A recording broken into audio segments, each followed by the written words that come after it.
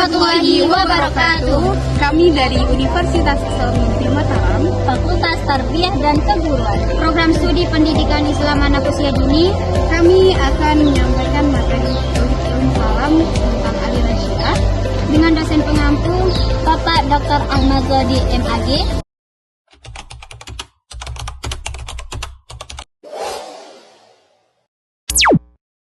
Secara etimologi, Syiah berarti pengikut, pencinta, pembela yang ditujukan pada ide, individu atau kelompok tertentu.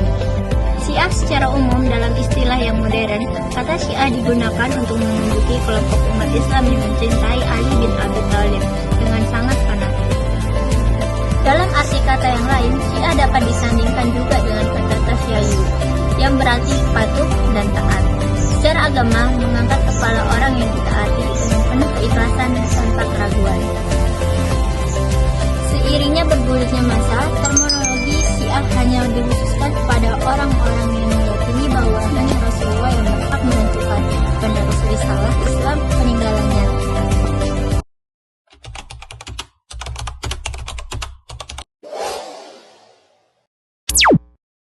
Baik, saya akan membahas tentang sejarah dan perkembangan Syiah.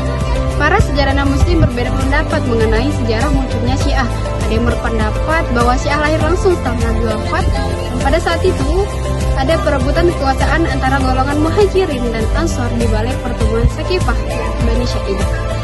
Dan pendapat lain juga menyebutkan bahwa Syiah lahir di akhir kekhalifahan Utsman bin Affan atau pada awal kekhalifahan Ali bin Abi Thalib. Namun ada juga pendapat yang populer bahwa Syiah lahir setelah gagalnya perundingan antara pasukan Ali dan pemberontak yaitu Muawiyah bin Abu Sufyan. Peristiwa ini terkenal dan disebut dengan peristiwa Tahkim atau Arqum. Akibat kegagalan tersebut, banyak dari pengikut Ali yang memberontak dan keluar dari pengikut Ali. Dan pengikut yang keluar tersebut disebut dengan kelompok Khawarij, sedangkan pengikut setia atau yang tetap pada pasukan Ali disebut dengan Syiah. Perkembangan aliran Syiah. Perkembangan aliran Syiah terbagi menjadi 3 fase. Yang pertama ada fase Bani Umayyah. Pada fase masa dinasti Umayyah ini, Syiah terus berkembang dengan membuktikan perilaku mereka dan memperlihatkan identitas diri mereka. Namun, kejadian-kejadian yang tidak mengenakan bagi kelompok Syiah sering terjadi. Seperti salah satu peristiwa penting yaitu terbunuhnya Husain cucu Nabi dengan cara yang sangat tidak manusiawi. Kemudian peristiwa ini dikenal dengan peristiwa Karbala. Dan peristiwa Karbala ini menjadi spirit yang digunakan oleh aliran Syiah untuk menyebarkan paham-paham Syiah pada masyarakat Muslim di kala itu. Fase yang kedua yaitu fase dinasti Abbasiyah. Pada fase dinasti Abbasiyah, kekuasaan dipimpin oleh rezim. Nah, rezim tersebut ingin membasmi aliran Syiah, tetapi Syiah berhasil mengkonsolidasikan aliran mereka dan membentuk paham-paham mereka. Fase yang terakhir yaitu fase Bualiyah. Pada fase Bualiyah ini Syiah mampu mengkolaborasi dan memberikan standar pada ajaran mereka. Hal ini ditandai dengan adanya koleksi-koleksi kitab hadis yang dikarang oleh ulama-ulama mereka, seperti Al-Kulaini, kemudian dilanjutkan oleh ilmuwan-ilmuwan Syiah selanjutnya.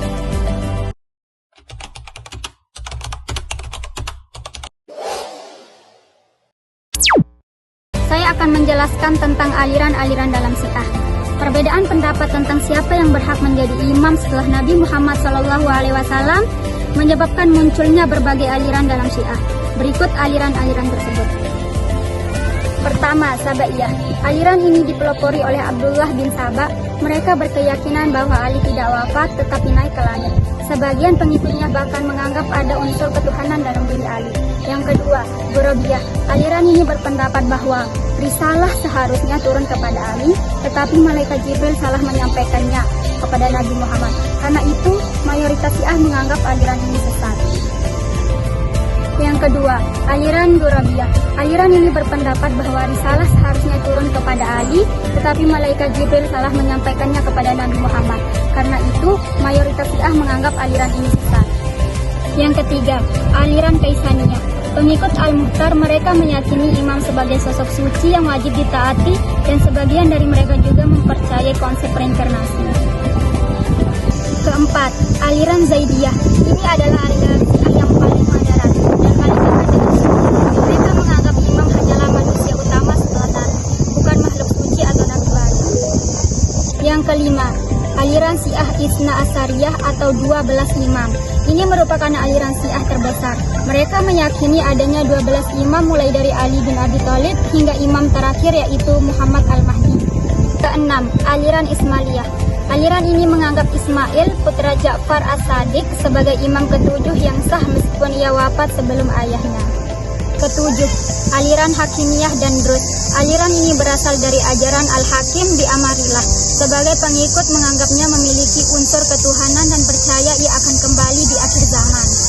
Kedelapan, aliran Nasriyah. Aliran ini berkembang dari ajaran Hakimiyah dan Ismailiyah dan memiliki keyakinan ekstrem yang keluar dari ajaran Islam. Demikian penjelasan dari aliran-aliran dalam Syiah. Sekian penjelasan materi dari kami. Mohon maaf apabila ada kesalahan. Wabillahi taufiq wal hidayah. Wassalamualaikum warahmatullahi wabarakatuh.